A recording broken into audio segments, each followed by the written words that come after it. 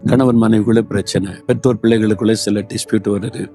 நான் அப்பா சொல்றேன் கீழ்ப்படியணும்டா, பெற்றோருக்கு தான் கீழ்ப்படியணும். இல்லை நாங்கள் சொல்றதை யாரும் கேட்க முடியாது, உனக்கு ஒன்றும் தெரியாது, பேரண்ட்ஸுக்கு தான் கீழ்ப்படியணும் ஆண்டு சொல்லியிருக்கிறார்.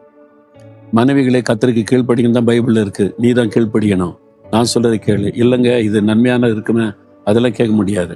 அப்போ கணவன் சொல்றது நீ தான் எனக்கு கீழ்ப்படியணும், பெற்றோர் சொல்ற பிள்ளைகளை பார்த்து நீங்க தான் எங்களுக்கு கீழ்ப்படியணும்.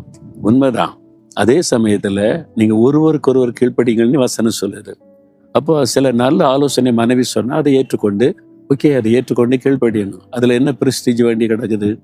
அதுதான் ஈகோ. அப்படி இடம் கொடுக்காதபடி என் மனைவி கர்த்தருடைய எனக்கு தந்த துணை ஒரு நல்ல யோசனை சொன்னா செஞ்சிரும்னு சொல்லணும். இல்லை நான் கீழ்ப்படிய முடியாது, நீ தான் எனக்கு கீழ்ப்படியணும். இந்த விதண்டவாதத்துக்கு இடம் கொடுக்கூடாது. சில பிள்ளைகள் அருமையான ஆலோசனை கொடுப்பாங்க. இப்ப ஒரு சூழ்நிலை ஏற்றபடி உனக்கு என்ன தெரியும், நாங்க பேரண்ட்ஸுக்கு தான் நீ கீழ்ப்படியன்னு ஆண்டு சொல்லி இருக்கிறார் சொன்னா, பிள்ளைகள் நல்லது சொன்னா பேரண்ட்ஸ் எடுத்துக்கொள்ளக்கூடாதா? அது எடுத்துக்கொள்ளணும். நான் லீடர், நான் சொல்லப்படிதான் நீ கேட்கணும். நான் தப்பா சொன்னாலும் நீ கீழ்ப்படியணும். இல்லைங்க இதை இப்படி சரிப்படுத்திக் கொள்ளலான்னு கீழே உள்ளவங்க சொன்னா, லீடரா இருந்தாலும் நீ கீழ்ப்படிந்து ஏற்றுக்கொள்ளணும். அப்பதான் இந்த உறவு சரியா இருக்கும், அன்பு நிலைச்சிருக்கும், அங்கே சமாதான ஆசீர்வாதம் இருக்கும். ஈகோவிசம், பெருமை, நான் கணவனாக்கும், நான் பேரண்ட்ஸ் ஆக்கும், நான் லீடர் ஆக்கும், இந்த மாதிரி பெருமைக்கு இடம் கொடுத்தீங்கன்னா உறவுகள் பாதிக்கப்படும் போது சந்தோஷம் போயிடும், சமாதானம் போயிடும். ஏண்டாண்ட வீட்டுல இருக்குன்னு தோணும், இந்த வேலை எதுக்குன்னு தோணும். காரணம் நம்ம தான். ஒருவருக்கு ஒருவர் கீழ்ப்படி ஒப்பு கொடுத்துட்டோன்னு வைங்களேன், இந்த பிரச்சனையே வராது, சாத்தான் உள்ளே நுழைய முடியாது. அதனால ஆண்டவரே, நாங்கள் ஒருவருக்கு ஒருவர் கீழ்ப்படுகிற அன்பை எனக்கு தாங்க, எங்களுக்கு தாங்க, உங்களுடைய வசனத்தின்படி நாங்கள் வாழணும்னு சொல்லி அர்ப்பணித்துக் கொள்ளுங்க.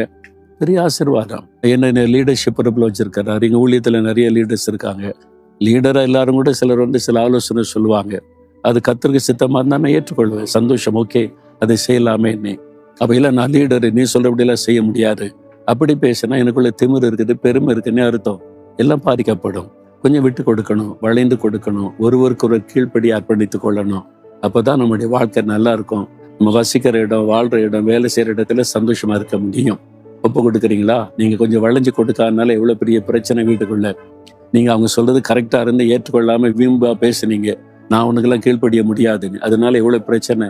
மனைவி நல்ல ஆலோசனை சொன்னாங்க, கேட்காதனால உங்களுக்கு எத்தனை நெருக்கடி.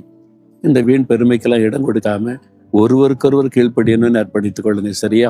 ஆண்டவரை பார்த்து சொல்றீங்களா, ஆண்டவரே ஒருவருக்கொருவர் கீழ்ப்படிங்கள் என்ற ஆலோசனையை நான் ஏற்றுக்கொள்கிறேன். நானும் மற்றவர்கள் சொல்லுகிற ஆலோசனையை ஏற்றுக்கொண்டு கீழ்ப்படுகிற இருதயத்தை எனக்கு தாரும். நாங்கள் ஒருவருக்கொருவர் கீழ்ப்படிந்து மகிழ்ச்சியோடு சமாதானமாய் வாழ்வதற்கு கிருபை தாரும். இயேசுவின் நாமத்தில் ஜெபிக்கிறோம் பிதாவே. ஆமேன், ஆமேன்.